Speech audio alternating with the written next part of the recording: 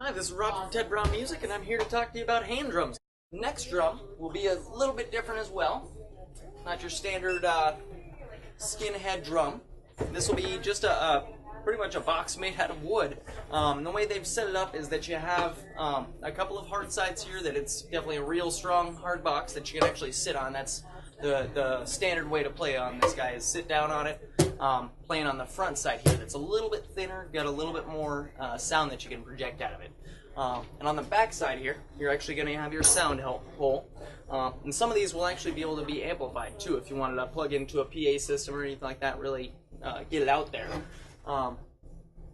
These are great for if you want to calm down a drum set. You could actually replace this for your bass drum and just put your kick drum pedal here and definitely be good to go. Also, it's great for if you want to use some metal brushes or some sticks and actually play on it with that. Definitely, like I said, a little bit calmer sound. Great for an acoustic set. Something like this also does have snares or sometimes guitar strings, sometimes even jinglers like from the tambourines that'll actually be attached to the front face here that will give it a little bit of a range of sounds from, like I said, the snares from a snare drum to get that snare sound, or you can get the jingles and really change things up. The next drum we'll talk about is a pretty popular hand drum. It'll be the conga. This is one that's actually from its origins are from Cuba, and they think it was actually originally created to mimic a barrel that you would have found in the ocean, salvaging from the ocean, and that's where they think they actually originally came up with this drum, as they originally salvaged barrels from the ocean, put a head over them, and started playing. The new, more traditional ones that you're going to see these days are machine-tuned and definitely a pretty standard-sized head. They actually do come in different sizes, and most commonly you're seeing them played in pairs of 2, pairs of 4, but they can be played by themselves too, so they're great for just basic stuff as well. And this again will have a range of sounds to it, so you're not stuck with just a very limited sound. You can definitely get some deeper sounds out of it as well as some poppier sounds out of it. So it's very cool for that. And something like this would be a little bit more traditional for Latin, samba, reggae type music.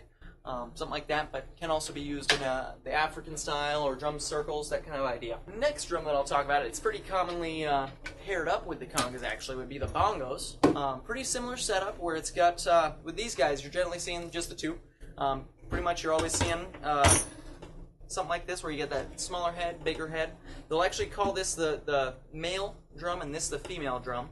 And still very great for that Cuban, Latin, African drum style. Great for stuff like that. And again, another one of those machine tuned heads. So very simple to keep up, get new heads if you need to. Great for things like that. And the last drum I have here to talk to you about doesn't really use your hand, but still great and very similar range there.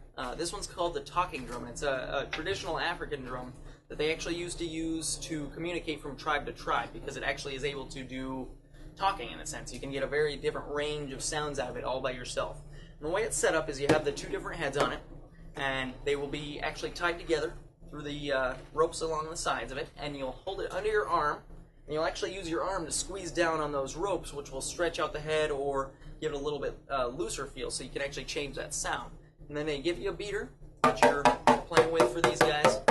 Like I said, it was able to basically talk, so they've used this to communicate from tribe to tribe, and now people use it for musical sense. The only other thing I want to let you know about, there is some different style heads that they use. They're using the synthetic heads these days to get away from the issue with humidity and water getting on your head, so you don't have to worry about them stretching out and replacing them as often, but it does lose that traditional sound that you get from an actual skin head that you can get. They do also make some synthetic heads that have a skin type sound to them, but it won't be fully traditional type sound.